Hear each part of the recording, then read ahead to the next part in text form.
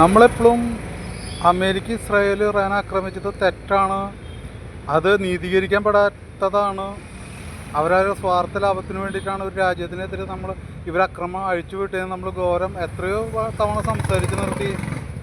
അന്ന് കുറേ ആൾക്കാരൊക്കെ എതിർത്തിരുന്നു. ഈ എതിർത്ത ആൾക്കാരിൽ കുറേ ആൾക്കാരൊക്കെ ഇസത്തിൻ്റെ ആൾക്കാരുണ്ടായിരുന്നു നമ്മുടെ. ഇപ്പോൾ ഈ അമേരിക്കക്കാരനായിട്ടുള്ളൊരു മാർപ്പാപ്പ, അത് ഏറ്റവും രസം, അമേരിക്കക്കാരനായിട്ടുള്ള മാർപ്പാപ്പ ഈ ഇറാൻ ആക്രമിച്ചത് തെറ്റാണെന്ന് ഉറക്കെ പറയാനായിട്ടുള്ള നെഞ്ഞുറപ്പ് കാണിച്ചിരിക്കുക. ആഗോള കത്തോലിക്ക സഭയുടെ തലവൻ, ലോകത്തിലെ ഏറ്റവും ഉന്നത സ്ഥാനം വഹിക്കുന്ന വ്യക്തി വരെ പറയുന്നു ഇസ്രായേൽ അമേരിക്കയും ചെയ്തത് തെറ്റാണെന്ന് പരസ്യമായിട്ട് വിളിച്ചു പറഞ്ഞിരിക്കുക. 200 കോടി ക്രിസ്ത്യാനികളുള്ളതിൽ ഏറ്റവും ശക്തമായിട്ടുള്ള നിലപാടുള്ള ഒരു സഭയാണ് റോമൻ കത്തോലിക്ക സഭ. ആ സഭയുടെ തലവൻ പറഞ്ഞപ്പോൾ ഈ വിവരം കേട്ട ട്രംപ് പറഞ്ഞ വാക്ക് എന്താണെന്നറിയോ? അയാൾ ഏറ്റവും ബലഹീനനായിട്ടുള്ള ഒരു നേതാവാണ്. അയാളൊരു ബലഹീനതനായിട്ടുള്ള ഒരു മാർപ്പാപ്പയാണെന്നാണ് പറയണത്. എന്താ മാർപ്പാപ്പയ്ക്ക് യുദ്ധം ചെയ്യലാണോ പണി? ആണോ? മാർപ്പാപ്പയ്ക്ക് ആയുധങ്ങൾ കോപ്പ് കൂട്ടിയിട്ട് ഓരോ രാജ്യങ്ങൾക്കെതിരെ യുദ്ധം ചെയ്ത് കരുത്ത് തെളിയിക്കലാണോ അമേരിക്ക ഈ മാർപ്പാപ്പ ചെയ്യേണ്ട കാര്യങ്ങൾ? ഈ ട്രംപിന് എന്തത് പറ്റണം? അദ്ദേഹം എന്താ പൊസിഷൻ? ആ സ്ഥാനത്തുള്ളവരൊക്കെ ലോക സമാധാനത്തിന് വേണ്ടി പ്രവർത്തിക്കുന്ന ആൾക്കാരാന്നുള്ള ഒരു ചെറിയൊരു ബോധം കൂടിയില്ലേ? അത് സ്വന്തം നാട്ടുകാരനായിട്ടുള്ള അമേരിക്കക്കാരനായിട്ടുള്ള ഒരു മാർപ്പാപ്പ ഇത്രയും പറയുമ്പോൾ ഇനി ട്രംപ് കൊക്കിൻ്റെ മാതിരി തല മണ്ണിൻ്റെ അടിയിലേക്ക് താത്തി വയ്ക്കുക നല്ലത്.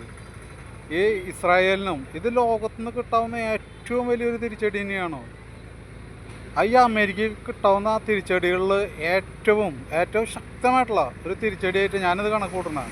ഇനി എന്തായാലും ആഗോള കത്തോലിക്ക സഭയുടെ ഒരു പിന്തുണ എന്തായാലും ഈ അമേരിക്കയ്ക്കും ഈ ഇസ്രായേലിനും കിട്ടില്ല എന്നുള്ള കാര്യം സത്യമാണ്. പക്ഷേ ഇതിൽ ഏറ്റവും കൂടുതൽ എന്നെ സന്തോഷിപ്പിക്കുന്ന ഒരു കാര്യം എന്താണെന്നറിയുമോ?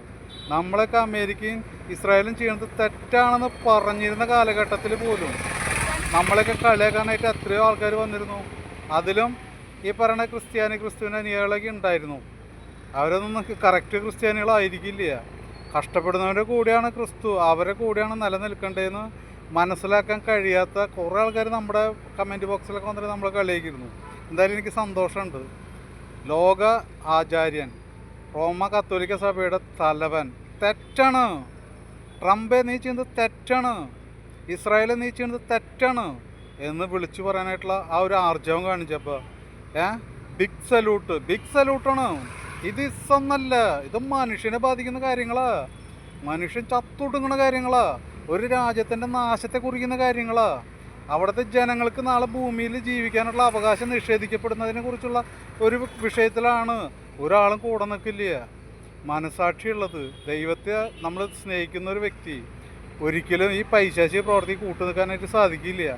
എന്തായാലും അമേരിക്കക്കാരനായിട്ടുള്ള ആ മാർപ്പാപ്പ തന്നെ, ലിയോ 14 ആൾ പറഞ്ഞത്, ഞാൻ ആളെ ബിഗ് സല്യൂട്ട് ചെയ്യണു.